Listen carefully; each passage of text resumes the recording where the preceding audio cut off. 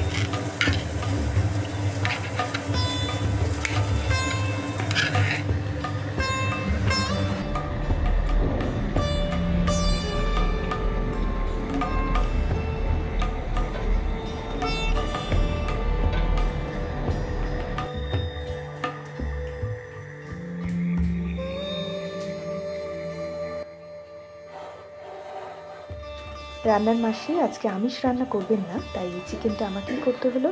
দুপুর হয়ে গেছে, এখন খেয়ে নেব। আর রান্নাঘরটা তো সকালবেলা একবার ভালো করে পরিষ্কার করে নিয়েছি মাসি রান্না করার পরে। আরেকবার একটু ক্যাবিনেটটা মুছে নিলাম, ব্যাস রাতের মতো রান্নাঘর পরিষ্কার হয়ে গেল। আজকের মতো এই পর্যন্তই। নতুন আরেকটি ভিডিও নিয়ে হয়তো আপনাদের সঙ্গে আবার দেখা হচ্ছে খুব শিগগিরই।